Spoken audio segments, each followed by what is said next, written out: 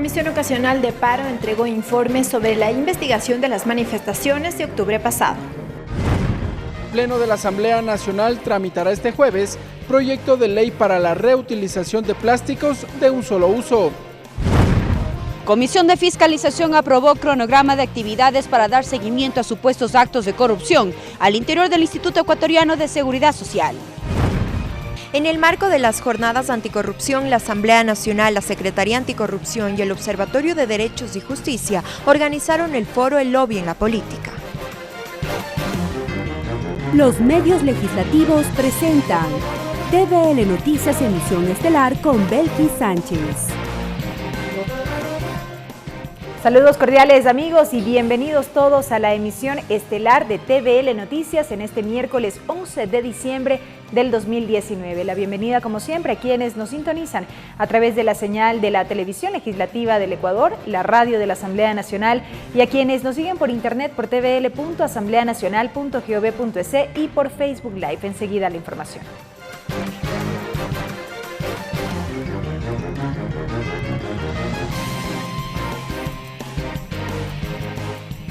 Y les contamos que la comisión ocasional que investigó los hechos del paro nacional entregó el informe al presidente de la legislatura. Este documento detalla los acontecimientos de las manifestaciones o de las movilizaciones, además de determinar 10 conclusiones y 9 recomendaciones que deberán ser conocidas y debatidas en el Pleno. El informe de la Comisión Multipartidista que investigó los hechos suscitados en las manifestaciones de octubre pasado concluye que la emisión del Decreto Ejecutivo 883 fue el detonante para la paralización. Además, concluye que se evidenció vulneración de derechos humanos, uso excesivo de la fuerza, así como también determina que no hubo sustento para confirmar un golpe de Estado. En el informe consta, lo que lamentamos es la ausencia del informe del Centro de Inteligencia Estratégico, que si hubo aquí la construcción de una teoría de golpe de Estado, no hubo el sustento desde el sector oficial para poder incluir este tema en el informe, porque el señor de inteligencia simplemente con documento secreto reservado nos dijo que no podía venir. El documento relata a detalle los hechos de los 11 días de paralización y recoge las voces de todos los ámbitos. Por ello recomienda que se observen las sugerencias de organismos internacionales. Acojan además los informes de la CIDH y demás organismos internacionales que velan por los derechos humanos. Creo que el informe es un informe que no incrimina, es un informe que saca lecciones políticas para el ejercicio del buen gobierno, para el fortalecimiento de la democracia. También determina responsabilidades de investigación al ámbito de la justicia, por ejemplo a la Fiscalía y a la Defensoría del Pueblo, para que individualicen cada caso de posible violación de derechos humanos. Se ha investigado de oficio los actos vandálicos que sucedieron en Guayaquil, en los barrios periféricos de Guayaquil. Se ha determinado cuáles fueron las causas y los orígenes de los mismos. ¿Hasta dónde van el avance de las investigaciones de los atentados contra la infraestructura pública, contra los edificios públicos? Sin embargo, hubo voces que se muestran en desacuerdo y cuestionan el documento. Aseguran que hubo miedo y temor en la comisión para señalar responsabilidades políticas. En las líneas generales, en las líneas fuertes, donde hay que ser claro, donde hay que ser contundente, donde no se puede divagar, donde hay que precisar, donde hay que concretar, no se concreta. Por ejemplo, entrenamiento militar, preparación previa con escudos metálicos prefabricados, combate, línea de guerra, línea de batalla y la quema del edificio de la Contraloría General del Estado. Si estas evidencias no son hechos suficientes para hablar de su versión, entonces ¿de qué estamos hablando? Si bien indicaron que el documento no establece responsabilidades ni nombres en concreto, aseguran que abre la puerta para que la Asamblea ejerza control político y fiscalización. El documento fue entregado a la presidencia de la Asamblea y en lo posterior deberá ser conocido y debatido en el Pleno de la Asamblea. Lorena Espinosa, TVL Noticias. Y la Comisión de Fiscalización de la Asamblea Nacional empezó con la etapa de valoración de las pruebas dentro del proceso de sustanciación de la solicitud de juicio político en contra de la ministra de Gobierno, María Paula Romo. La presidenta de esta mesa parlamentaria, Joana Cedeño, indicó que el informe será aprobado antes del fin de semana. Bueno, el día de hoy aspiramos el poder terminar una matriz que hemos preparado, donde iremos colocando una a una las observaciones de los asambleístas, aspiramos revisar toda la documentación que exista y tenemos de acuerdo al plazo hasta el día sábado, porque se solicitaron 5 días adicionales para poder, en este caso, presentar el informe al presidente de la Asamblea Nacional. Sí, yo creo que una valoración bastante objetiva del tema, más allá de determinar si las pruebas son suficientes o no, es importante decir que los interpelantes solicitaron una cantidad de pruebas, sobre todo pruebas testimoniales que finalmente no comparecieron a la comisión. Me parece que eso ha debilitado un poco el proceso del juicio político. Sin embargo, nosotros tendremos que revisar toda la documentación a ver si es que en cambio las pruebas documentales pueden tener la contundencia que de pronto no tuvieron las pruebas testimoniales. Esta etapa básicamente es la más importante. Creo que se cumplió el debido proceso, creo que se cumplió con los derechos establecidos en la Constitución, como el derecho a la presunción de inocencia, el derecho a la defensa.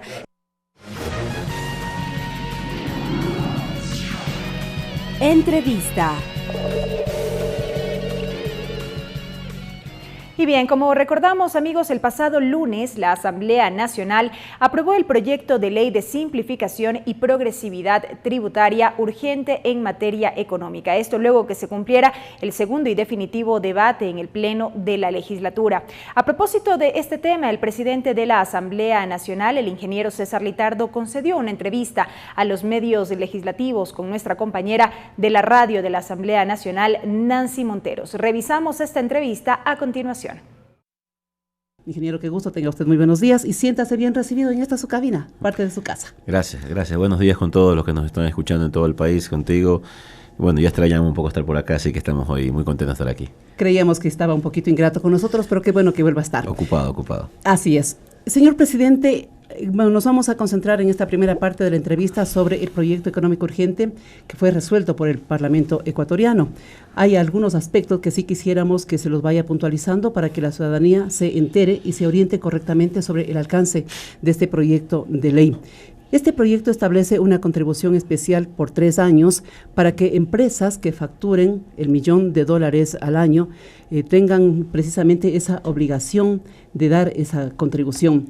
¿Cuál debe ser el destino de esos recursos?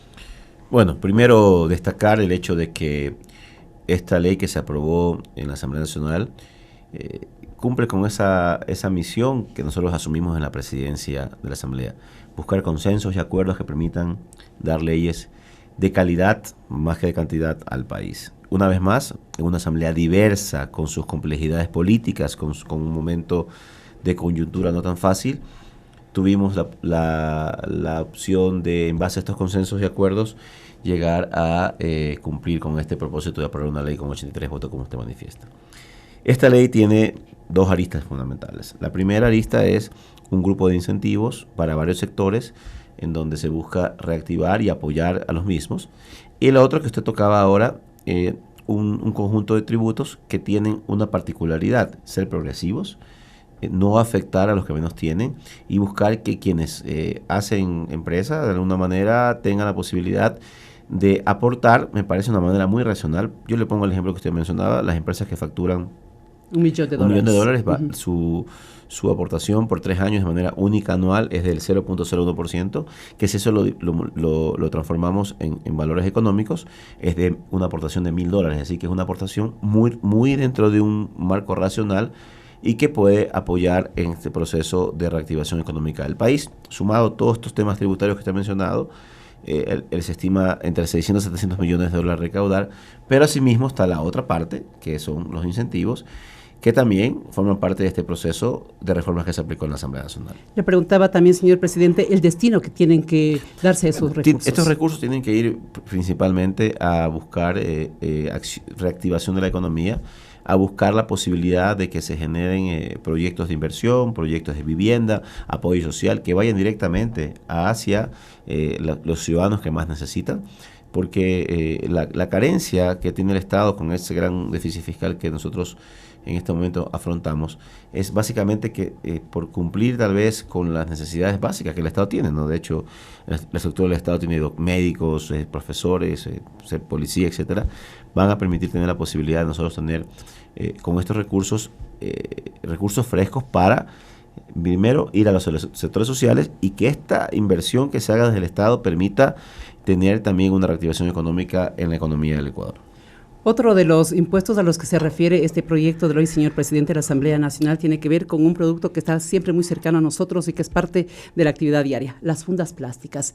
Con este impuesto también, que tiene el carácter de progresivo, ¿se va a desmotivar el uso de este objeto o de pronto era mejor una medida motivadora antes que una sancionadora? Bueno, el caso de las fundas plásticas tiene más que ver con el tema sancionador, como usted dice, es un tema ecológico. Estamos yendo en el mundo hacia la tendencia de utilizar cada vez menos plástico por el proceso de contaminación que tiene este elemento. Aquí en la Asamblea ya estamos, de hecho el día jueves vamos a tratar el primer debate sobre este tema. Pero es una tendencia mundial, un tema medioambiental, y lo que se está tratando es buscar de que se tome conciencia de que más allá del tema de esta tasa impositiva que usted mencionaba, que es progresivo, 3 centavos el primer año, creo que 5 y 10 luego, van a permitir un poco tratar de que las personas utilicen medios alternativos, así se economiza en términos de la economía familiar y también se permite aportar hacia el desarrollo y la protección del medio ambiente. Se determina también, y se dice que por fin, cobrar impuestos a quienes trabajan a través de plataformas digitales como Netflix, como Uber, como Cabify. ¿Cómo se va a identificar a los representantes y a estas empresas para que paguen ese impuesto? Bueno, hay mecanismos que tendrá que hacer el ministerio respectivo, pero aquí hay que hacer una diferenciación. Básicamente, en las plataformas digitales que usted menciona, se está grabando el IVA, que me parece que es lo lógico de quienes dan este servicio. En el país, solo para poner un ejemplo, existen 500.000 usuarios de Netflix dentro del todo del sistema nacional ecuatoriano. Y también diferenciar que en el tema de Uber y Cabify y de estas otras plataformas como Uber Eats, por ejemplo, no se va a grabar en sí. Le pongo el ejemplo, en el caso de Uber Eats, no es que se graba el servicio de alimentos, se graba el servicio de transporte como tal, es decir, que son dos tarifas totalmente diferentes. Y también hay una exoneración, es decir, que las plataformas digitales ecuatorianas están exoneradas del pago del IVA, como una motivación para que también en el país se desarrollen plataformas de ese tipo y que puedan también generar este aporte a la economía del país. Así que se diferencian en que los temas nacionales no tienen grabación, no se va a grabar el IVA y por lo tanto esto va a permitir también fomentar este sector desde lo también nacional. A través de los medios legislativos, ustedes están escuchando y apreciando al señor presidente de la Asamblea Nacional, el ingeniero César Litardo, con motivo de lo que fuera una de las últimas resoluciones de la Asamblea Nacional, la aprobación del proyecto de ley que envió el Ejecutivo con el carácter de urgente y que responde al nombre de simplificación y progresividad tributaria. Algunos aspectos los estamos destacando precisamente aprovechando de estos minutos que tenemos con el señor presidente de la Asamblea Nacional. El otro aspecto, señor presidente, tiene que ver con el incremento del 10% en los planes de telefonía celular personales. ¿Había necesidad también de grabar este aspecto? Bueno, sí, me parece que esto es una acción también que nos ayuda a todos en definitiva a buscar estos recursos. No creo que haya una afectación muy fuerte. Yo no sé, le pongo un ejemplo, una persona que un plan de celular promedio, estamos hablando de los planes postpago, va a ser una aportación del 10%, deberán ser un promedio de $2-3 en los planes que son los más usados en el país. Pero el otro aspecto positivo de esto es que la inversión que el próximo año va a recibir, o los recursos que el próximo año va a recibir el Estado por los cobros que se hacen por la franja, el uso de la franja que usan las diferentes telefónicas, etcétera, va a permitir y se va a exigir que se amplíe la cobertura. Se va a ampliar también el ancho de banda y esto va a permitir el próximo año de una manera sustancial de que los planes de celular en todo el país se reduzcan en casi un 40%. Es decir, que ampliar con estos recursos, tener más posibilidades de que la obligatoriedad de que las empresas telefónicas puedan cooperar entre ellas, es decir, que una antena de una empresa telefónica puede ser usada por las otras operadoras también en el país, de que el Estado haya decidido que también usando tecnologías a través del tema eléctrico, es decir, donde haya un una cobertura eléctrica, puede haber también internet, que también en la actualidad se puede hacer. Esta ampliación de cobertura va a permitir reducir los costos, así que el próximo año seguramente se va a reducir sustancialmente los costos de los paneles celulares y eso va a ser un beneficio directo para el país. Pero por lo pronto el cuero sale de las mismas correas, el usuario es el que está dando ese impuesto.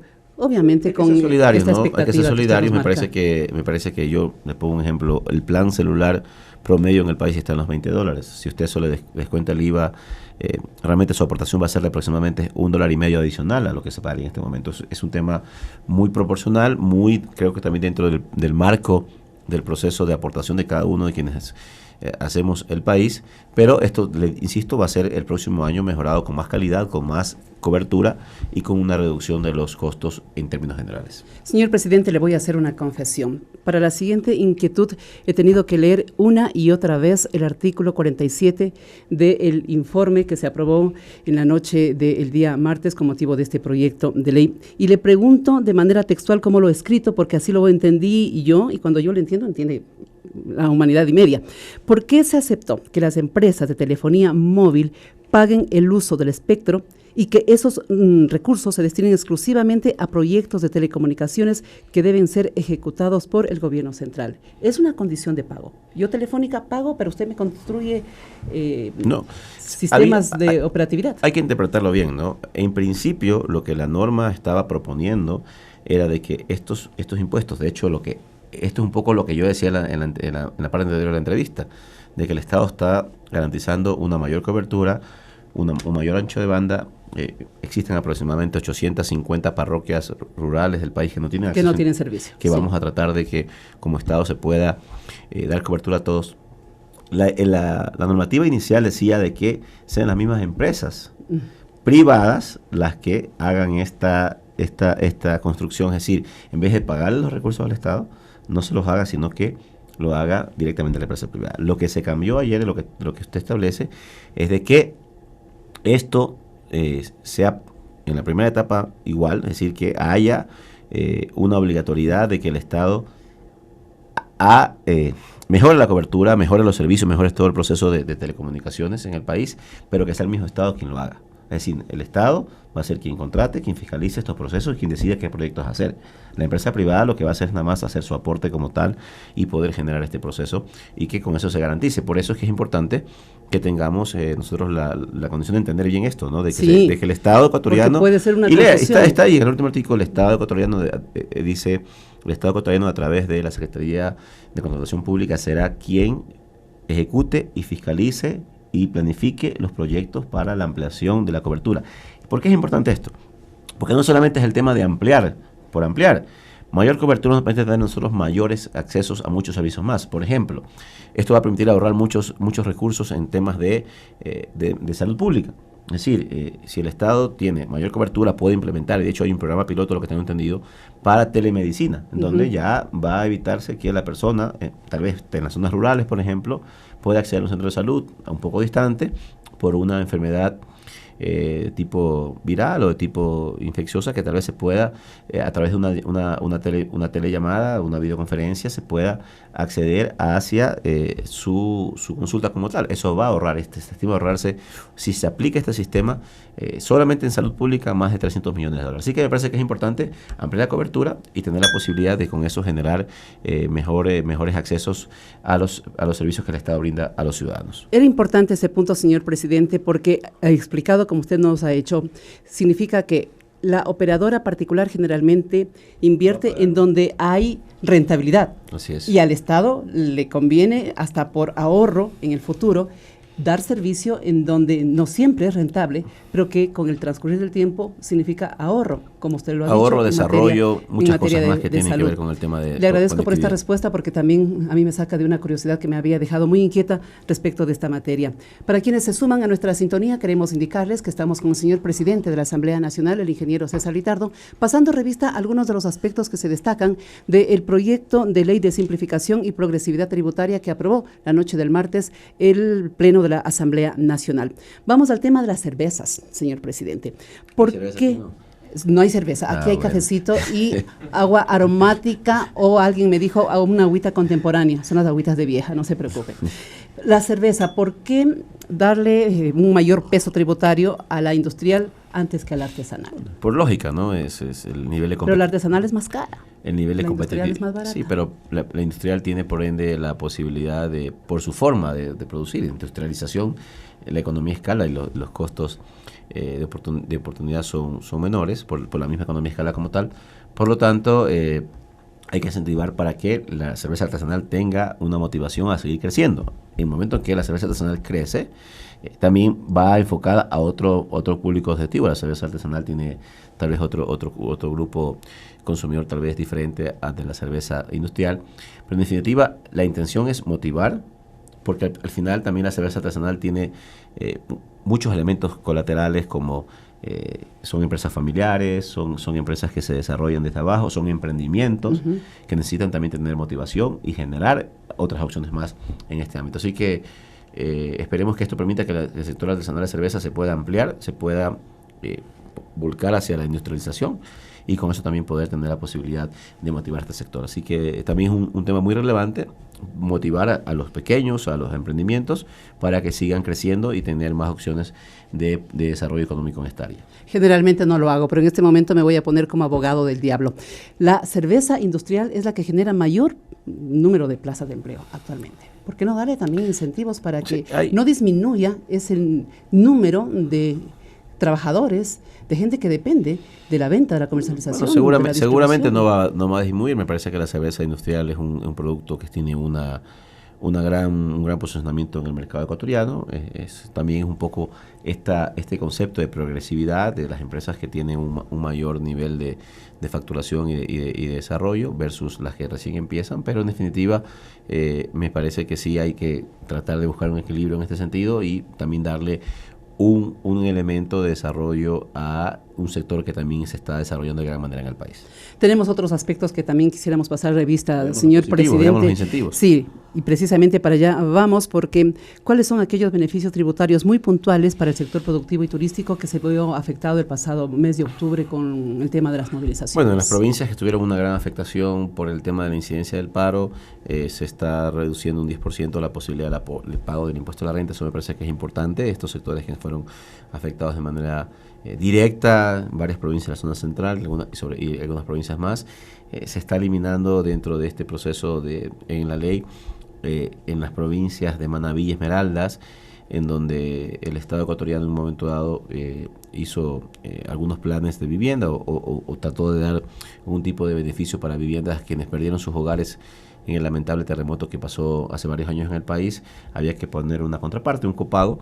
Se elimina este copago para que no tengan las personas que tener esta deuda, que muchas veces ha sido un conflicto. 9.000 estudiantes que han recibido becas o créditos de becas estudiantiles. Créditos educativos. Créditos educativos en el país pueden, a través de una remisión de multas e intereses, refinanciar sus deudas. En el tema fundamental para todos los sectores, desde el pequeño hasta el más grande, la eliminación del impuesto a la renta, que es muy importante. Este es un impuesto que se pago anticipado, que se lo paga sin saber lo que va a pasar en el año, como una consecuencia de un ejercicio fiscal, un ejercicio presupuestario anual. Hay un tema que me gusta mucho. Soy una persona de deporte y veo con muy buenos ojos cómo se ha impuesto un incentivo para que las empresas puedan auspiciar a deportistas. En el pasado solamente cuando una empresa aportaba para un auspicio de un deportista, solo podía deducir hasta un 20% de ese auspicio de su impuesto a la renta anual. Ahora no solamente que llegamos al 100%, lo hemos duplicado al 200%. Este año hemos vivido muchas alegrías por triunfos en deportes, ya sea grupal o individual. Y se ha hablado mucho de este poco apoyo hacia el sector deportista. Ahora la empresa privada tiene una motivación y una obligación de apoyar los diferentes deportistas de nuestro país. Porque insisto, si la empresa auspicia con $1,000 a un deportista, va ahora a poder, una vez que haga su deducción de impuestos, duplicarla. Así que es un tema importante. Así que son varias aristas que tiene este tema de la ley y que hay que ponerlas dentro de ese escenario, que también son los temas positivos que tiene esta ley y que va a beneficiar a varios sectores del país. Con motivo de la materia del deporte, sí se puede entonces. Señor presidente, para finalizar este tema del proyecto económico urgente, con este proyecto, ¿de qué forma se sincera la economía ecuatoriana? Bueno, me parece que la economía del país está pasando por momentos muy complicados. Nosotros tenemos una brecha fiscal importante porque el Estado creció para mí de una manera importante, pero no se preveyó que ese Estado, de la manera como creció, tenía la necesidad de tener una sustentabilidad en el tiempo. Es decir, que tener más escuelas, más hospitales, más carreteras, siempre es importante en un país, pero no se preveyó de que en el tiempo esas escuelas, esos hospitales demandan más recursos porque hay más médicos, porque hay más profesores, porque necesitan más insumos médicos, porque necesitan más mantenimiento en las carreteras como tal. Ese es el problema que tiene el Estado en este momento y que con los ingresos que se tienen no se ha podido cubrir esa brecha, de que se ha hecho esfuerzos desde todo punto de vista para poder reducir el tamaño del Estado, de que también eso tampoco es una de las formas más convenientes de hacer economía, pero en definitiva esto no va a solucionar el problema, pero va a ser un aporte y un alivio para la economía del país. Y que lo importante, como usted dice, que se sinceren lo que pasa en el Ecuador. Es un tema que el Ministerio de Finanzas debería tener los datos oficiales de cuál es la brecha fiscal y qué un poco es lo que se está fallando. Pero en definitiva, lo importante es que hemos apoyado, hemos aportado para que, así como le hemos dado un respiro al Estado para poder generar proyectos que beneficien al Ecuador, también hay un gran grupo de incentivos que van a permitir a varios sectores del país también beneficiarse y con eso también reactivar de alguna manera la economía del Ecuador. Finalmente, señor presidente, y tan solo obligados por su agenda y por cuestiones de tiempo, también se aprobó acá en la Asamblea Nacional las reformas al Código de la Democracia. No vamos a entrar en detalle porque los diríamos 3 días más en esta entrevista y en otro programa, pero por lo pronto sí, un mensaje suyo a propósito de estas reformas al Código de la Democracia. Otra demostración de que los consensos y los acuerdos pueden también dar cambios importantes al país. Me parece que fue histórico lo que se hizo con el Código de la Democracia y repito, histórico por varios aspectos. Hemos dado reglas mucho más eficientes, claras, de la forma para poder controlar los financiamientos de campañas electorales, que es fundamental. Hemos dado progresividad en la participación de las mujeres en el encabezamiento de las listas electorales.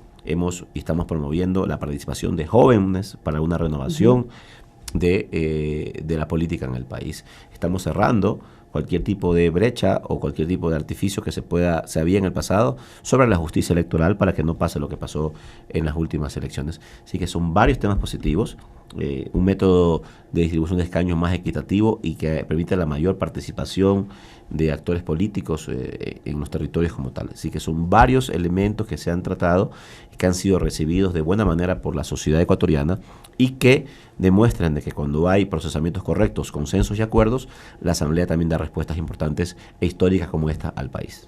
Estas son solamente parte del trabajo legislativo y parlamentario que se cumple en la Asamblea Nacional del Ecuador.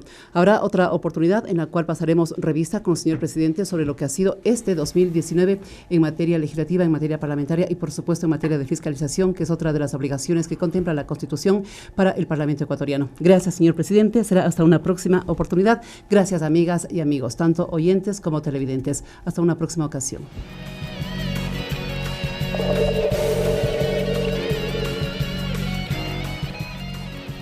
Bien, y continuamos con más información. Les contamos que la Comisión de Justicia conoció el dictamen de la Corte Constitucional sobre la objeción parcial al proyecto de ley de registro de violadores y hubo críticas por parte de los comisionados. Por otra parte, la mesa también analiza el veto parcial a las reformas al Código Orgánico Integral Penal. Tenemos los detalles con nuestra compañera Lorena Espinosa. Adelante. Gracias, buenas tardes. Así es, la Comisión de Justicia conoció el dictamen de la Corte Constitucional respecto de la objeción por inconstitucionalidad que envió el presidente de la República al proyecto de ley de registro ecuatoriano de violadores y abusadores sexuales de niños, niñas y adolescentes.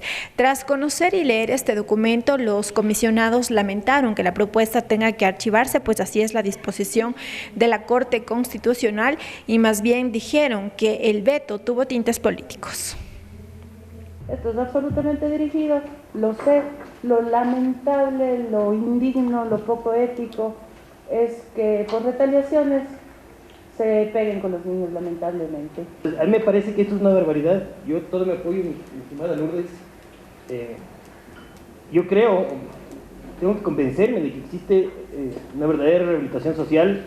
Sin embargo, esta clase de personas que violan a niños no se rehabilitan, son gente enferma, y hay que llamarlos por su nombre. Esto no es un tema de rehabilitación o no. Por ello lamentaron y cuestionaron también que con esto se deje al país con una ley que lo que pretendía, aseguraron, es alejar a los violadores de niños precisamente de este grupo. Hay cosas que van más allá de los afectos y los desafectos. Yo creo que estos temas son sumamente importantes y esperemos que el Ejecutivo, en virtud de su iniciativa legislativa, proponga una alternativa para dar una viabilidad a esta propuesta que hizo la Asamblea Nacional y que fue aprobada por unanimidad en el Pleno de la Asamblea Nacional. No se ha planteado el análisis profundo que tiene que ver con el principio de interés superior del niño, la prevalencia sobre los otros derechos, y hoy se está poniendo un elemento o un derecho, el derecho al trabajo por sobre el derecho del interés superior del niño. Por la ley Revas, no por discriminar a nadie, sino para dar cierta seguridad al padre de familia. Yo no tengo hijos, pero tengo 2 sobrinos pequeños, y me aterroriza saber que alguien que ha estado sentenciado, porque eso es lo que dice la ley, sentenciado, pueda acercarse y tenga esa libre facilidad de trabajar cerca de ellos. Se tiene previsto que este jueves la comisión sesione a las 9 de la mañana para aprobar este informe en donde ya se confirme el archivo de este proyecto de ley. La ponente ante el Pleno será la asambleísta Lourdes Cuesta, proponente también de esta iniciativa. Hasta aquí el informe. Gracias a Lorena Espinosa por ese reporte, amigos. A continuación damos paso a nuestro compañero César Guanolema con la interpretación al quichua.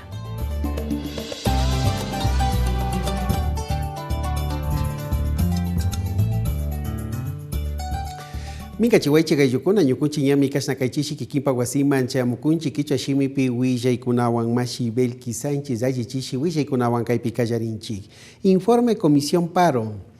Kasna kayaji killa imapimi ñukunchi llaqtapi tukuy hatun atirinakuy ayllukunawan tiyarka chaymanta mika imama llaqta tandanakuy uku imapi kashun mingarishkata wiñachirkakuna kaypi imashinalla kay hatun llakikuna paktashkata taripangapak ñawinchingapaq. Shinapash kasna kay tukuy rikushka kipami tukuy shukilkapi churashkakuna chunga hatun yuyaykuna imata. Shinapash shinallati kasna iskun imaya rurana rikuchishka kura imatami churarkanchi nishpami kaypi kawillachirka. Shinapash kay kilka imami kay shamuk punchakuna ima yatukuy apukuna riqsinapaq chayanka. Juicio Ministra de Gobierno. María Paula Romo kay hatun apuk imatami kasna taripaykuna juicio político ninchi chaypi astawan ñawpakman taripashpa katikunkuna. Shinapash kay mingarishka uku imapimi mana pakta huchachikuna rikurinchu, shinallati kasna kay imaya huchachishka kuna imapi kasna pakta willaykuna imatami mana chaskishkanchi nishpami kay fiscalización mingarishkapi llankakapukuna imaka willachirka.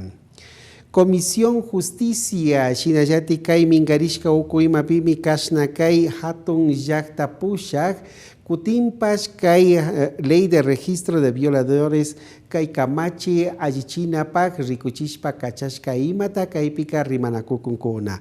Paykuna kaninmi kay hatun allichina imapika kay Código Orgánico Integral Penal kamachi imawanmi pakta chimbapurana kan wakin imapika kasna waktarishka shinam rikuri chaytami allichina kan nishpami kaypika willachirka kunam.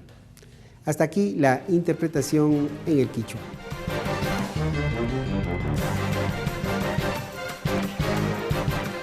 Regresamos con TVL Noticias, emisión estelar, luego de la siguiente pausa promocional.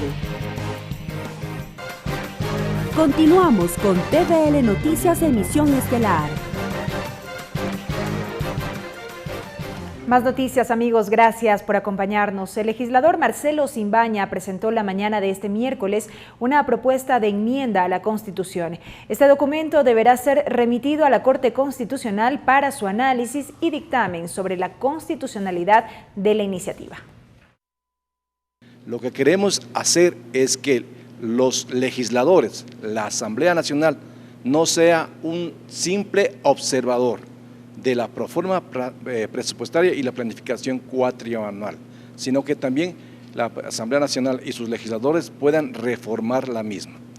Esto es lo que se persigue con este proyecto de enmiendas, además que en otro articulado también persigue evitar el hiperpresidencialismo y por último una disposición para que poder disponer recursos en materia de seguridad ciudadana.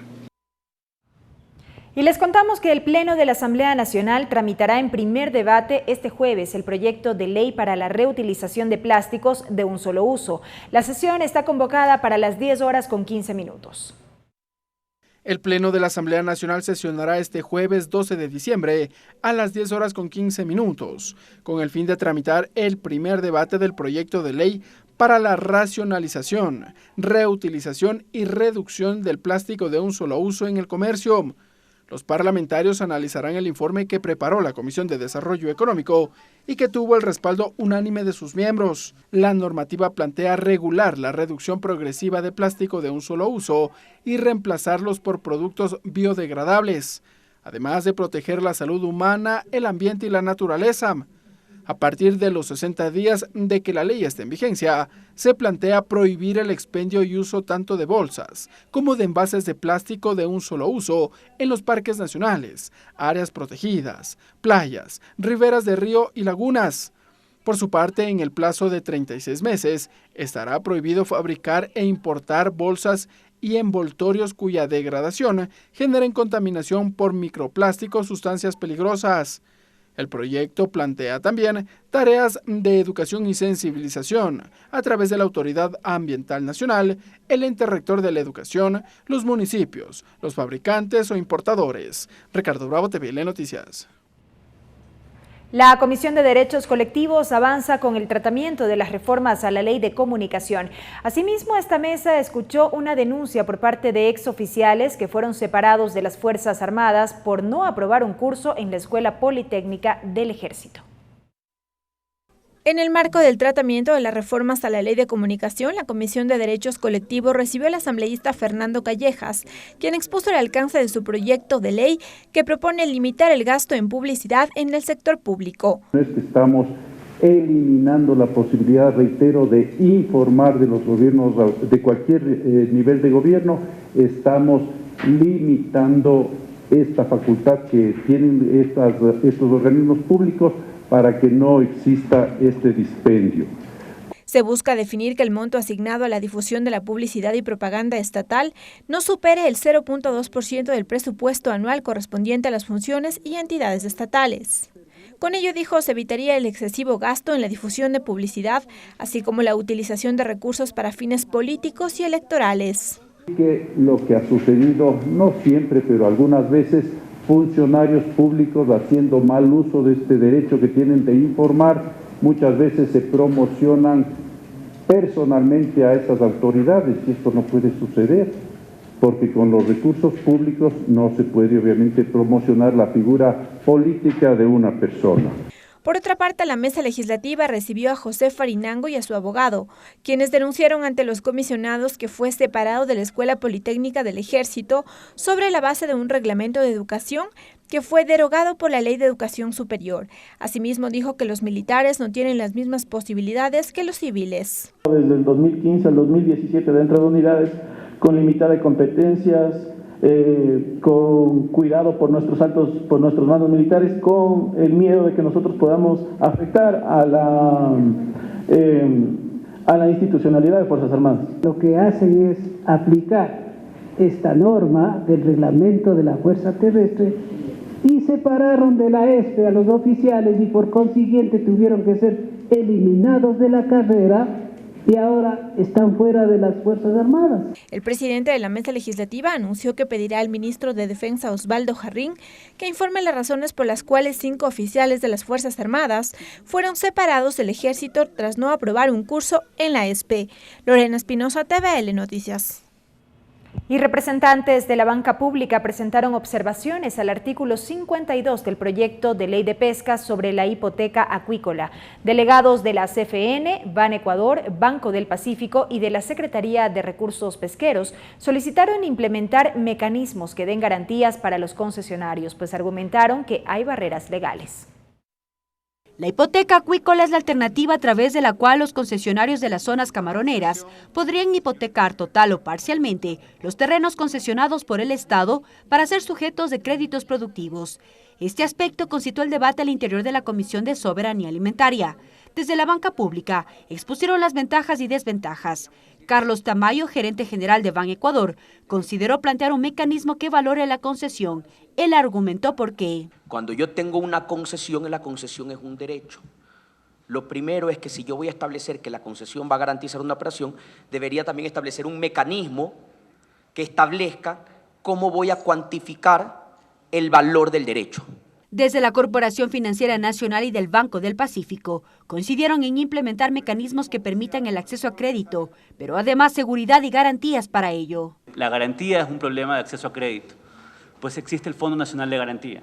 O lo que hay que ver, el centro, es un mecanismo alternativo de ofrecer otros formatos de garantías. La hipoteca no es la única alternativa, sino la prenda acuícola, indicó Alejandro Moya, subsecretario de Recursos Pesqueros. Todo lo que es maquinaria, todo lo que es motores, todos los que son generadores, eso sí puede ser prendado de acuerdo a las reglas del Código de Comercio y incluso después del Código Civil. Las intervenciones de la banca pública generó varias críticas en los legisladores. Tangiver y Verónica Guevara precisaron que son ellos quienes tienen que buscar una salida, pues la hipoteca acuícola es un ofrecimiento del presidente de la República. Obviamente, la capacidad de darnos los mecanismos son de las instituciones del Estado, en este caso de la banca pública. Y yo creo que más allá de esa preocupación que ustedes tienen como representantes de la banca pública de nuestro país, deberían preocuparse por lo que sucede con nuestros pequeños, entiéndase bien esta palabra, pequeños productores. En cifras, el sector camaronero genera más de 200.000 plazas de trabajo en el país. Son alrededor de 65 plantas industriales, 66 plantas descabezadoras, 226 laboratorios, 5.308 productores y 213.000 hectáreas de fincas ubicadas a nivel nacional. Mariela Logroño, TVL Noticias. Y en otro ámbito, la Comisión de Fiscalización aprobó un cronograma de actividades a fin de dar seguimiento a las denuncias de supuestos actos de corrupción al interior del Instituto Ecuatoriano de Seguridad Social. Además, esta mesa recibió al ministro de Energía a fin que explique sobre una supuesta violación de derechos laborales en la empresa Cenel EP. Tenemos más detalles con nuestra compañera Mariela Logroño.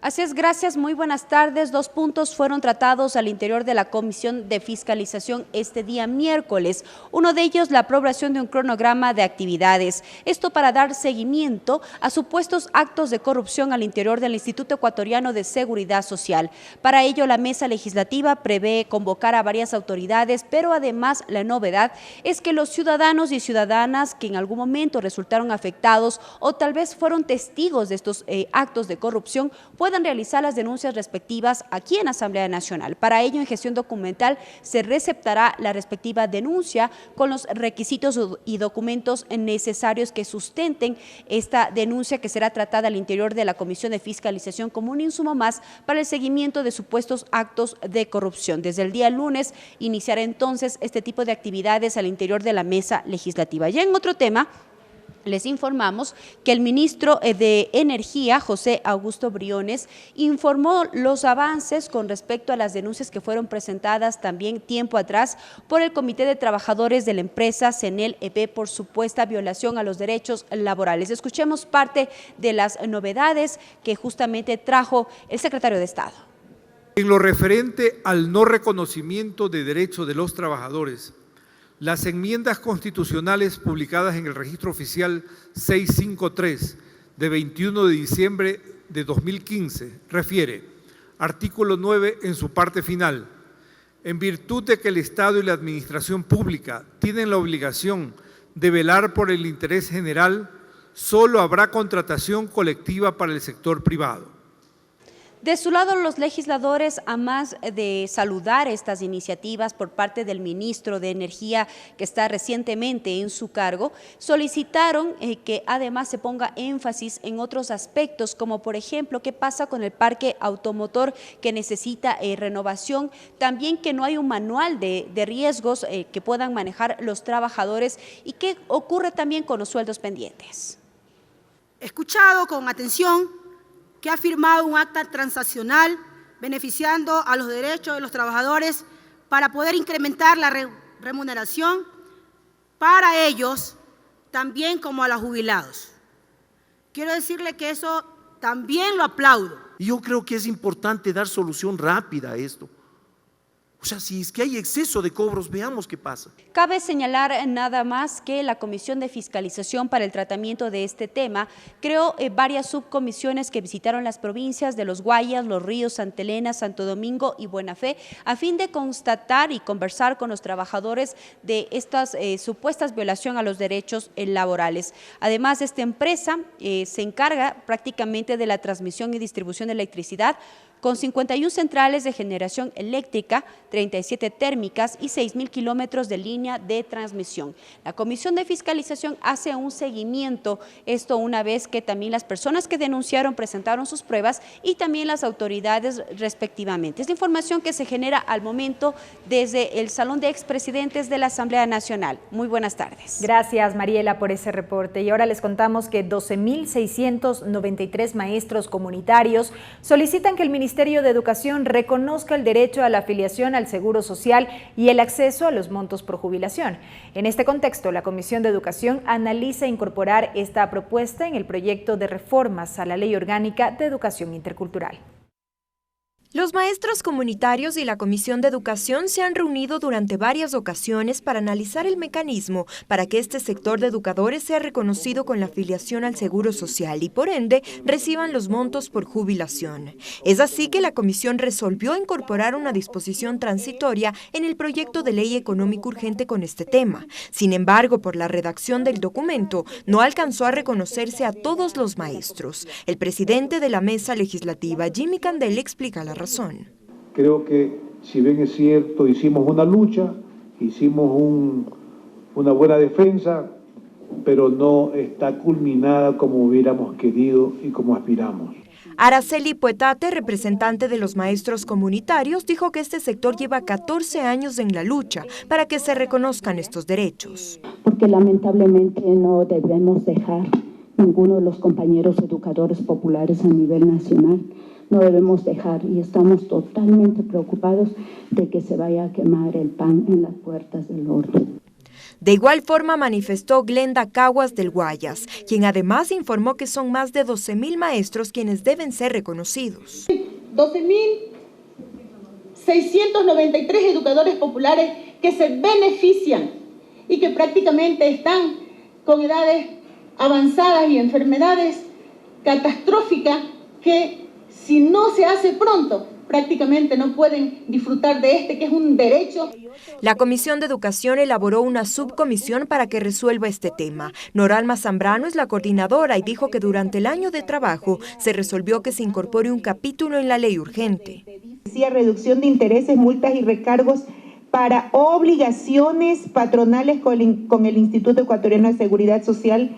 Y tengo 3 artículos que inclusive hablaba de los plazos para beneficiarse de la reducción.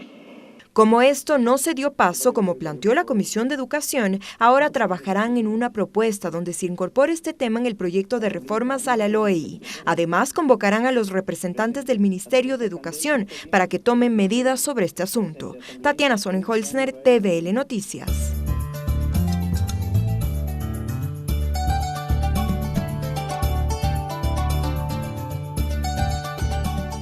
Hasta Huancatinchi Machicuna, Kashna Kaichishi. Propuestas, enmiendas, Mama Kamachi Mushuyachina Pag, Ashtawan Mañaikuna Ima Chayamokun, Mikaikutin Ima Marcelo Simbaña Apugima Mikas Mañaita Chayachishka. Chinapashka Imaña Imaka Kai Corte Constitucional Tandanaku Iman Michayanka Kaipimi. Imagina ya kasna mayaikuna paktashka, mama kamachiwan paktakashka, mana paktakashka ta rikushpa arininga mananinga kuna pashnishpami willa chirka kuna. Sesión pleno jueves. Kaya kulkapunja imapakmiña tukuyapukuna kaya chishkakunakan kaypimi kay proyecto para la reutilización de plásticos chay hatun kamachi kilka imata riksinkakuna. Shinapash kay hatun kamachi imawanka kayñukunchi Pachamama imata ullanapak ama ashtawan mapayachinapak chaytami ñukunchi kamashkakunchi nishpami apukuna imaka riksichirka willachirkapash. Trámite ley pesca, shinallati kay hatun kamachi imata pishka ikutin imaka rimanakushpa katikunkunami kay ashtawan yuyaykuna imata chaskinkapakmi kayman kay CFN, Tananaku Itapushak, Ban Ecuador, Banco del Pacífico, chay hatun Tananaku imanta ayllukuna pushakuna chayamurka kaypimi kashna kay kamachi imaya charina imashina yasakirina imata yuyay paktarirka kunapash. Hasta aquí la interpretación en el quichua.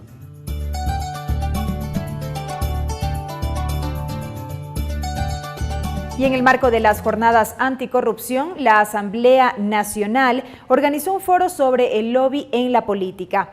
Los derechos y justicia, o mejor dicho, la legisladora Gabriela Larreate y el Observatorio de Derechos y Justicia y representantes de la Secretaría Anticorrupción fueron parte del panel que analizó la importancia de que los ecuatorianos cuenten con normativa que regule este tema. El proyecto de ley de iniciativa de la legisladora Gabriela Larreategui pretende regular el lobbying como un mecanismo de participación política, promoviendo la transparencia para aportar con la legitimidad de esta actividad. En esta ley, transparentar estas actividades de lobby. Que todo el mundo sepa con quién se están reuniendo las autoridades, con quiénes se están reuniendo los asambleístas, el alcalde, los concejales, los ministros, que todo esto se lleve de una agenda pública. Además, que cuente con principios y requisitos. Con publicidad, los actos tienen que ser públicos, las reuniones tienen que ser públicas, la igualdad de trato, todas las personas tienen el mismo derecho de acceder a las autoridades públicas y a quienes inciden en políticas públicas. Fomento de una cultura de integridad, las decisiones de los poderes públicos tienen que ser íntegras, una apertura de agenda y acceso a la información pública. Bajo este contexto, la asambleísta, acompañada del Observatorio de Derechos y Justicia y la Secretaría Anticorrupción, organizó un conversatorio para exponer los beneficios de este proyecto de ley. El experto en derecho, Salim Saidán, explicó que esta práctica existe en el país y regulándola se prevendría la corrupción. El lobbying existe, solamente que se lo hace de manera encubierta, de manera clandestina inclusive, al punto que se lo asocia o con el hombre del maletín o con el tráfico de influencias. Mientras que el experto Francisco Estupiñán aportó con la experiencia de Estados Unidos una vez aprobada una ley similar en 1995, donde se logró contrarrestar la corrupción que se ejecutaba por los gestores de interés que recibían dinero no declarado. Para que sea penal, acuérdense que tiene que haber el dolo, debe haber intención y debe haber un ánimo de beneficiarse. No necesariamente va a haber el caso específico en todos estos casos, puede haber también negligencia, pero hay que analizar bien cada caso.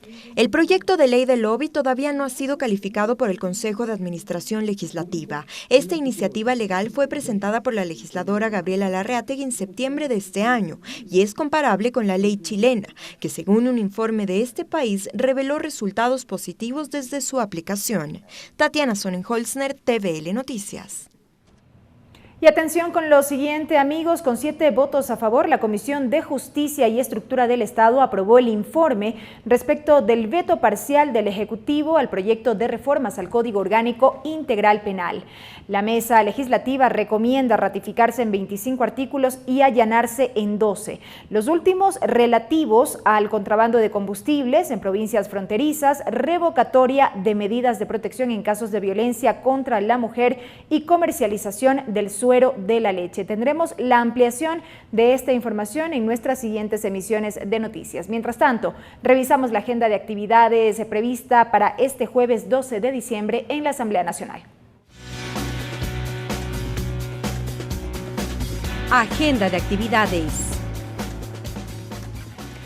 8 de la mañana con 10 minutos, sesión de la Comisión Ocasional para atender temas y normas sobre niñez y adolescencia, el conocimiento y resolución sobre el articulado del libro tercero del Sistema Nacional Descentralizado de Protección Integral a la Niñez y Adolescencia en torno a la reforma integral a este cuerpo normativo será en el 6º piso en la sede de la Comisión de Participación Ciudadana. 8 horas con 20 minutos, sesión de la Comisión Ocasional para atender los casos de personas desaparecidas con la aprobación del informe no vinculante respecto de la objeción parcial del Ejecutivo al proyecto de ley orgánica de atención en casos de personas desaparecidas y extraviadas. Será en el 7º piso en la sede de la Comisión de Biodiversidad. 10 horas con 15 minutos, sesión 639 del Pleno de la Asamblea Nacional. Arrancará con la entonación del Himno Nacional de la República del Ecuador y también tendrá lugar el primer debate del proyecto de ley orgánica para la racionalización, reutilización y reducción de plástico de un solo uso en el comercio. Así finaliza la emisión estelar de TVL Noticias. Gracias por haber estado con nosotros. Tengan ustedes una muy buena noche. Los medios legislativos presentaron TVL Noticias, emisión estelar.